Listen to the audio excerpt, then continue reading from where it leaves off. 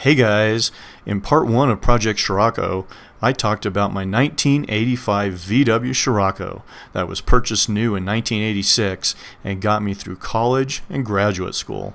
Then ended up sitting at my parents' house for a decade and a half.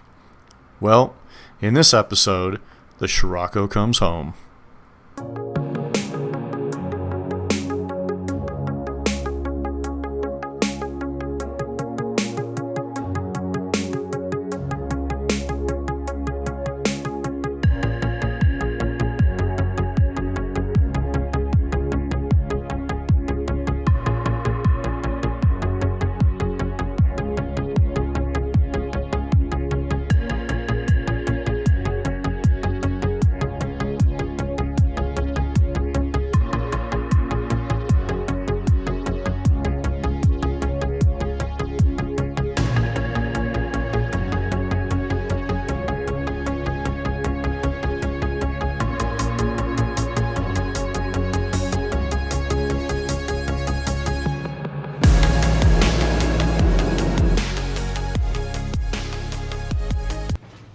Now that I had the car in my garage, it was time to get rid of some of those cobwebs.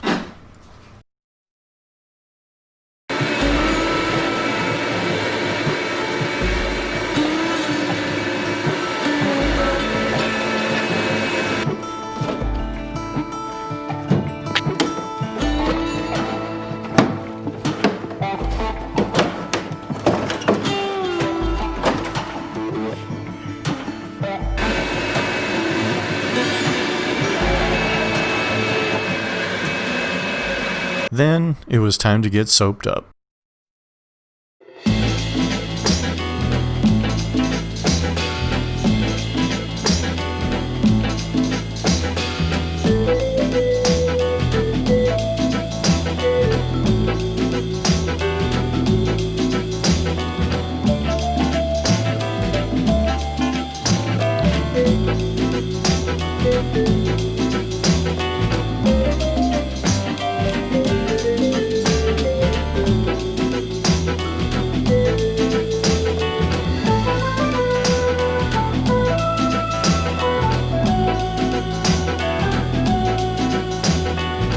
Okay guys, so we have got the car in my garage.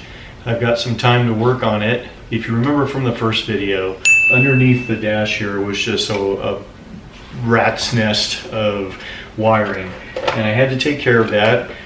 This is all from an aftermarket Clifford alarm system, and I wanted to extract all that so that the electrical was clean. I had issues with my Jeep before that had an aftermarket alarm system on it. It stopped running, it had intermittent ignition problems, and after changing all sorts of other parts, including neutral safety switches, guy that I really trust with mechanics told me, hey, you know what, I isolated your alarm system and now the Jeep's been working fine ever since. So to eliminate any of those problems, I ripped out the control box. I ripped out all of this mess, which took quite a long time since I'm really not an electrician. I wanted to make sure that I took out what I needed to and didn't take out what I didn't need to. So I went online and found the Clifford installation manual, which also had the schematics of what is going where and how it's wired in, etc. So this is out of the way now, including the horn for the alarm that was under the hood, and the starter relay, which is an interruption switch. Okay, now that I took that interruption relay out, I've got to reattach the ignition wires so that we can see if we can get this girl started. So I'll be back after that's done. Okay, there's a lot of different places you can go on YouTube to find out how to solder wires. I'm going to be putting these two wires together, the ignition circuit, with regular electrical connectors that you can buy at the store. First thing you want to do is take your wire and get a wire stripper, and this is just an automatic stripper that I like. That one squeeze and it strips off whatever length of wire that you like, and it's nice and neat and clean. So you can use a manual stripper or even a razor blade and be really careful if you want. So here we've got both ends of the two wires that we want to splice together. Next, I'm going to pick out what's called a butt connector out of this assortment of electrical connectors, and accommodates different wire gauges. This is a butt connector. It's meant to have 2 pieces of wire go into each side, and before you stick the wire in, you want to give it a quick twist to make sure that there's no copper strands that are frayed out, and simply push the wire into the connector. And you want to get a crimping tool, and this is a special wire crimping tool, and you notice that these crimping tools have yellow, blue, and red on them, and those correspond to different gauges of wire as well. So pick the gauge of wire that you're using and put it in the appropriate hole, and then just go ahead and squeeze down. And when you squeeze down, there's a ratchet effect, and when it's completely crimped, it'll let go. And what you end up with is a nice, secure wire connection. So now one wire is connected to the connector, and we'll do the same process on the other side. Twist the wires to make sure that you don't have a frayed, stick it in the other side, and then use your crimper again, and make sure to keep pressing until the ratchet lets go. And now you've got a nice, strong connection. You've connected 2 wires. And that's exactly what I'm going to do in the ignition circuit. What I've done is exactly that. You can see the blue butt connector. I've taken the wire, the 2 wires that were part of the ignition disable relay, and now just reassembled or put the connection for the ignition circuit together. Okay, so let's see, I spliced the ignition circuit back together, put the battery in, gotten absolutely no power anywhere. So without spending $120 for a probe, I'm going to go ahead and replace the ignition switch, which if you do a lot of research online with VWs, it's a plastic part that gets old and brittle and cracks. And if the ignition switch goes out, you're pretty much out of power everywhere, assuming that we've got power from the battery to the switch. Well, as it turns out in this car, you've got to pull the steering wheel. What? So here we go. So don't be too scared to get into this job. Really all you need is some common hand tools, channel locks, ratchets, a couple screwdrivers, something to clean contacts with, and a torque wrench. Let's see, to get the steering wheel off, this is just a little cover, and pry it off, take it off, and then there should be 1 nut in the middle, probably 2 electrical connectors on the other side of this pad, or maybe they're over here, I'm not sure. But we'll see what the connectors look like, where they are. But take this pad off, take off the nut, and then I'm not sure if this wheel is going to need a steering wheel puller or not, but we'll see. And then once you get it off, the switch is actually right in here. So I've already taken the connector off, get it out of the way. This is the lock column. Switch is actually right here. But to get to it, you've got to remove the steering wheel.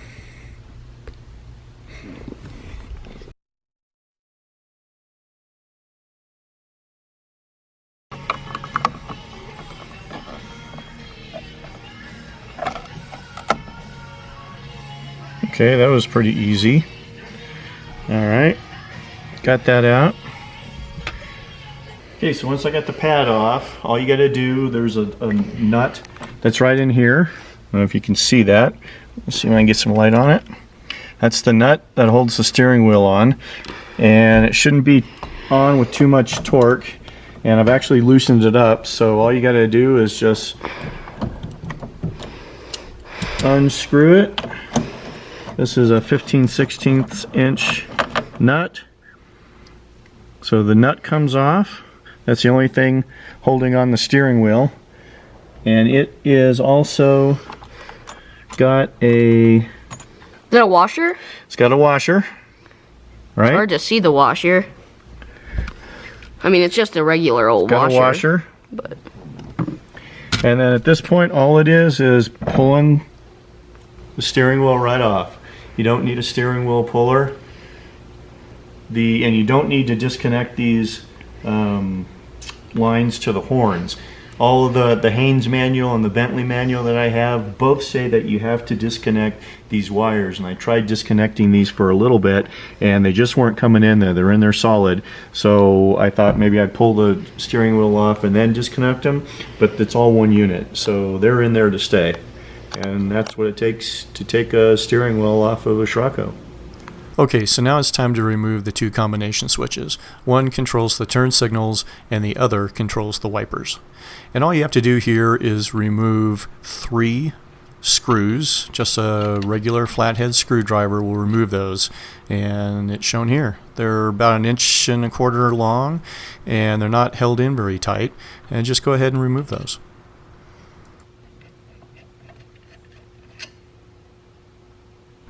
And when the third screw is removed, the combination switch should fairly easily just pull out.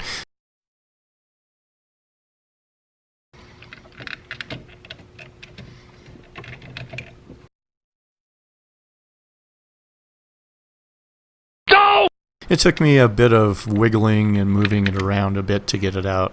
After removing the connector in the back, a little bit of wiggling and it came right out. So once the switch is off, you can see it's a fairly simple device. Again, this is the turn signal switch. If you flip it over, you can see a number of contacts on the back, and I would just take a few seconds to clean those up when you reassemble, just to make sure that you get a good connection. So put that aside, and now it's time to just simply pull off the switch that controls the wipers. And again, there's a number of contacts in the back, and don't forget to remove the connector, which is also plugged into the back of that switch. Okay, so next it's time to get out the spacer, and that's sort of a Teflon cylinder sort of device that creates the offset to where the steering wheel goes, and all of the manuals say to basically get a pair of channel lock pliers on it and get a good grip and try to rock it back and forth as you pull it forward. Well, so they say. A few moments later. So thank goodness for the internet. I was totally stumped as to how to get this steering column spacer off, and it seemed like it was on there and just no way to get it off. Everything I saw in the manual said to use a pair of channel locks and to pull it off while you're twisting, but then the steering wheel was moving around. So thank goodness for VW Vortex forums. A couple searches later, and it makes total sense to me now, is to lock the steering wheel in place, and then those channel locks can really get a grip, and it came right off.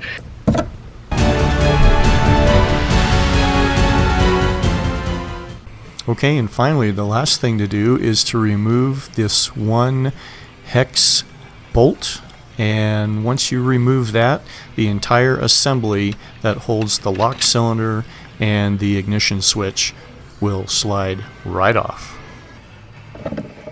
Just like that. And that's it. That's all it takes to remove that assembly and get to the ignition switch. Okay, so there it is. Ignition, or the key lock, and the housing that has the ignition switch. If we turn it over, that one screw is the only thing that's holding it in. So let's go ahead and take it out.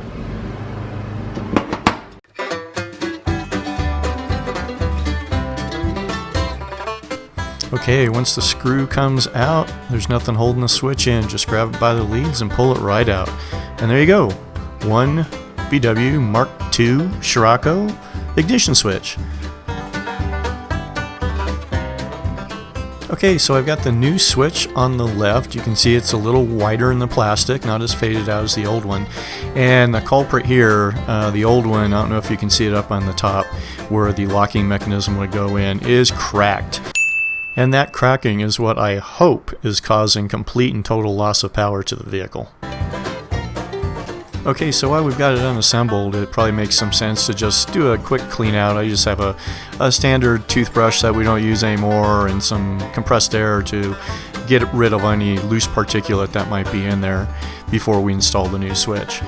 And installation of the new switch is just like pulling out the old switch. Simply insert it in. It goes in a little ways, and make sure that you know where your screw was, and a simple Phillips screw with a little bit of tightening, and you're in business. So I'm not sure what these bearings do. Obviously it has something to do with the steering wheel, so I'm just going to put a little bit of wheel grease on there just as a preventative nature. Not a whole lot, and I'm not really trying to pack it in there, just coating it a little bit and wiping off the excess. Reassembly is just exactly the opposite of disassembly. So here I'm just sliding on the housing, and there's actually a welded tab on the steering column, so there's no way to get this on incorrectly. Tighten down the bolt, and we're in business. Next thing to do is use your channel locks. Go ahead and make sure that you lock the steering wheel in place, and in a rocking motion, put it back on. Okay, so here's the back side of the windshield wiper combination switch, and it's got a little bit of corrosion on it. So I'm just going to take some contact cleaner and a wire brush and just clean it up a little bit before I reinstall. And here I'm just putting the combination switches back on. Once you've got the wiper switch and the turn signal switch on, get your screws out, put them back in, and with some moderate tension, don't screw them in too tight, you are done. Put the steering wheel back on, make sure that it's in the proper orientation, just like this. Okay, so the last thing to do is to put the nut back on the steering wheel along with the washer to 37 foot-pounds. Don't forget the washer, and here's the nut. And make sure that the horn lines are still in. Remember, I didn't have to take those out. So I'm going to use the same trick that I used before and put the key in the ignition, pull it out, lock it into place so that I can get the torque wrench on to 37 foot-pounds. And the last thing to do should be to put back on this protective pad, and we should be in business. Okay, and that's what it takes to change out your ignition switch on a VW Scirocco.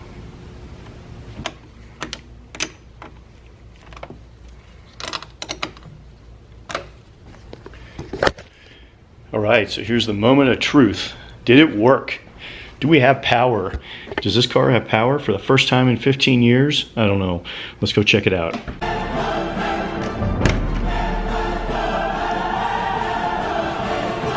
And yes, we have got power. We've got dash power right there. The clock is alive. Yes! Okay, now I remember this car radio being direct wired, so let's see if there's radio power. And we've got radio power in the Blaufunk. Alright, gosh, I don't even know if I want to stick the key in the ignition, but let's try it out. And we've got dash power! Alright. So I'm not ready to crank this boy over yet, but we've got power. Mission completed. Mission success. Yes! So to recap, we moved the Shirako from my parents' house to my house, where I can finally start to work on it. Parker and I gave it a quick wash to get rid of years of dirt and muck and cobwebs and spiders. I removed the aftermarket alarm system and reconnected the ignition circuit. And with no power inside the car, I replaced the ignition switch, and lo and behold, the car has power for the first time in 15 years. Okay guys, so that's all for this time. Really appreciate you stopping by and taking a watch. If you like what I'm doing, I'd really appreciate it if you smash the like button. If you like this and want to see more, you might consider giving me a subscribe as well so that you can get notified every time we put something up on this project. Really appreciate you stopping by, and we'll see you next time.